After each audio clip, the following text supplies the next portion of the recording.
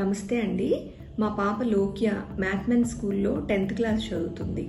తను ఇక్కడ 6th క్లాస్లో జాయిన్ చేశాము. మా బాబు కూడా ఇక్కడ 8th నుంచి 10th క్లాస్ వరకు చదివాడండి. మా బాబు ఎల్కేజీ నుంచి కూడా 7th క్లాస్ వరకు ఎన్ఎస్ఎంలో చదివాడు. 7th క్లాస్లో తను హిందీ సబ్జెక్ట్ ఫెయిల్ అయ్యాడు. తను 6th క్లాస్లో ఉన్నప్పుడే మ్యాథ్మెన్ స్కూల్ పెట్టిన కొత్తలో అన్నమాట. ఆ స్కూల్ రిప్రజెంటేటివ్ మా ఫ్రెండ్ వాళ్ళు ఇచ్చిన రెఫరెన్స్ ద్వారా మా ఇంటికి వచ్చి ఆ study procedure, Hindi and English pronunciation గురించి ఇవన్నీ కూడా ఎక్స్ప్లెయిన్ చేశారు. కానీ ఇప్పుడే ఎందుకులే ఈ క్లాస్లోనే ఎందుకు 9thలోనో ఎప్పుడో జాయిన్ చేయొచ్చు అన్నట్టు అనుకుని, అందులోనూ పెద్ద స్కూల్ నుంచి తీయటం ఎందుకులే అన్నట్టు అంత ఇంట్రెస్ట్ చూపించలేదండి. ఆ నెక్స్ట్ ఇయర్ మా ఫ్రెండ్ వాళ్ళ పాప ఆలేఖ్య అని తను ఎట్కిన్సన్ స్కూల్లో చదివేది. ఆ పాపని ఇక్కడ 9th క్లాస్లో జాయిన్ చేశారు. అయితే అక్కడ స్కూల్లో మ్యాథ్మెన్ స్కూల్లో మార్నింగ్ సెషన్ అంతా హిందీ మాట్లాడాలి, ఈవినింగ్ సెషన్ అంతా ఇంగ్లీష్ మాట్లాడాలి. పిల్లలకు కూడా ఫ్లూయెన్సీ బాగా వచ్చేది. దాంతో మా బాబును కూడా వెంటనే 8th క్లాస్లో జాయిన్ చేయడం జరిగింది.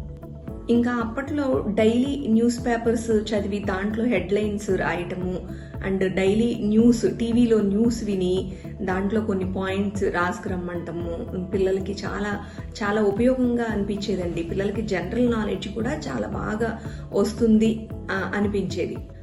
అయితే 7thలో హిందీ ఫెయిల్ అయిన మా బాబు ఇక్కడ జాయిన్ చేసిన తర్వాత ప్రాథమిక మాధ్యమిక కంప్లీట్ చేసి హిందీ ఫ్లూయెంట్గా మాట్లాడటం నేర్చుకున్నాడు. అయితే ఇవన్నీ చూసి మా పాపని ఇట్లా కాదు, తన్ని ఎప్పుడో 9th 10thలోనో ఎప్పుడో జాయిన్ చేయటం కాదు, ముందే జాయిన్ చేయాలి, ఇంగ్లీష్ ఈ ఫ్లూయెన్సీ లాంగ్వేజ్ ఫ్లూయెన్సీ కోసం జాయిన్ చేయాలని మేము అప్పుడే స్ట్రాంగ్గా డెసిషన్ తీసుకున్నామండి. అయితే తన్ని జాయిన్ చేసింది 6th క్లాస్లో స్టార్టింగే ఆన్లైన్ క్లాసెస్ అండి. కోవిడ్ టైం అది ఆన్లైన్ క్లాసెస్ కూడా చాలా బాగా కండక్ట్ చేసేవారు. పిల్లల్ని కెమెరా కూడా ఆఫ్ చేయనిచ్చేవాళ్ళు కాదు. రిమైనింగ్ వేరే వాళ్ళతో కంపేర్ చేసుకుంటే అందరూ కూడా కెమెరా ఆఫ్ చేసుకుని అట్లా అనేవాళ్ళు. కానీ నాకైతే చాలా బాగా నచ్చేది వీళ్ళ క్లాసెస్, పిల్లల్ని కేరింగ్ అదంతా కూడా. అది నెక్స్ట్ డే సబ్జెక్ట్స్ ఏమేంటి, ఏ టైంలో ఏ సబ్జెక్టు టీచరు కండక్ట్ చేస్తారనేది ముందు రోజు నైటే అది షెడ్యూల్ మొత్తం ఇచ్చేసేవాళ్ళు. దాన్ని బట్టి అది ప్రాపర్ వేలో వెళ్ళిపోయేది అన్ని క్లాసెస్ అన్ని.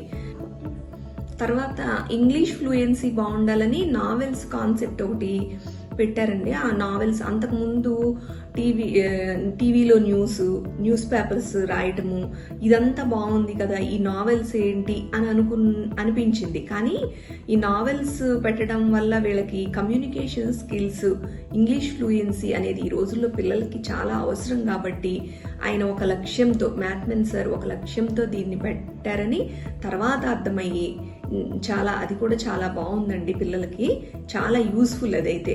మా పాప అయితే ఇంటికి రావడము నావెల్ ఓపెన్ చేసేది. అయితే తను నన్ను కూర్చొనిచ్చేది కాదు, నుంచొనిచ్చేది కాదు. నావెల్ అడుగు ఇదే పని.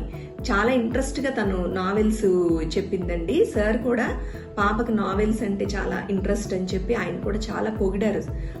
పిల్లలందరిలో ఒక్కొక్కళ్ళలో ఒక్కొక్క స్కిల్ ఉంటుంది.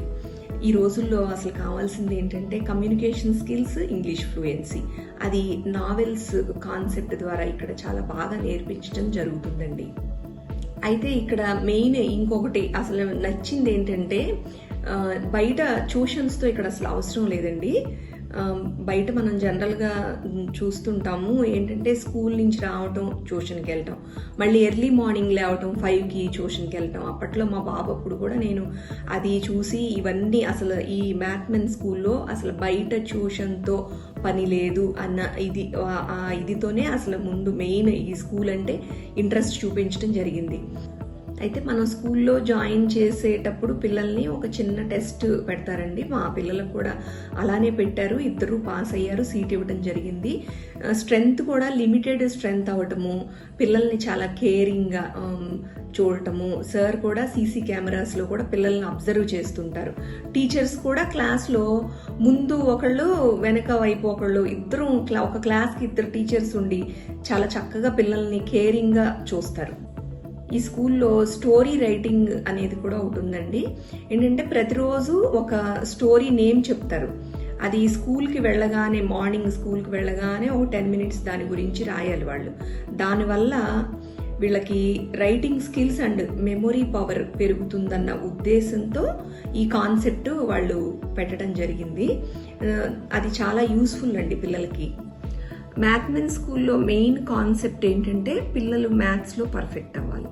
వేరే స్కూల్స్లో మ్యాథ్స్ క్లాస్లో చెప్పడం వరకే ఉంటుంది, కానీ తర్వాత ప్రాక్టీస్ అనేది ఉండదు. దానివల్ల ఏంటంటే కొంతమంది మెరిట్ స్టూడెంటో లేకపోతే గ్రాస్పింగ్ ఉన్న స్టూడెంటో కొంతమందే ఆ సమ్స్ అనేవి నేర్చుకోగలుగుతారు. కానీ ఇక్కడ మ్యాథ్మెన్ స్కూల్లో ఏంటంటే ప్రతి స్టూడెంట్కి కూడా కేరింగ్ ఉంటుంది. మ్యాథ్స్లో కేర్ తీసుకుంటారు. కొంతమంది స్టూడెంట్స్ని ఒక టీచర్కి అలాట్ చేయడం, అలా అయితే ఏంటంటే కేరింగ్, పర్సనల్ కేర్ అనేది ఎక్కువ ఉంటుంది. అట్లాగే సమ్స్ కూడా, మ్యాథ్స్ సమ్స్ క్లాస్లో అర్థం కానివి ఒకవేళ వీళ్ళకి రాకపోతే గనక మ్యాథ్స్ ప్రాక్టీస్ డే రోజున పిల్లలు వాళ్ళకి వచ్చినవి వాళ్ళు చేస్తారు, రానివి ఆ టీచర్తో ఎక్స్ప్లెయిన్ చేయించుకుంటారు. దీంతో ఏంటంటే పిల్లలందరూ కూడా మ్యాథ్స్లో పర్ఫెక్ట్ అవుతారు. ఇంకా ఇవన్నీ కాకుండా ఈ స్కూల్లో ఏంటంటే మారల్ వాల్యూస్కి చాలా ఇంపార్టెన్స్ ఇస్తారండి. పిల్లలకి మారల్ వాల్యూస్ నేర్పిస్తారు. అలాగే పెద్దవాళ్ళని గౌరవించడం, పెద్దవాళ్ళతో ఎలా మాట్లాడాలనే ఇవి కూడా బాగా నేర్పిస్తారు. ధన్యవాదాలు.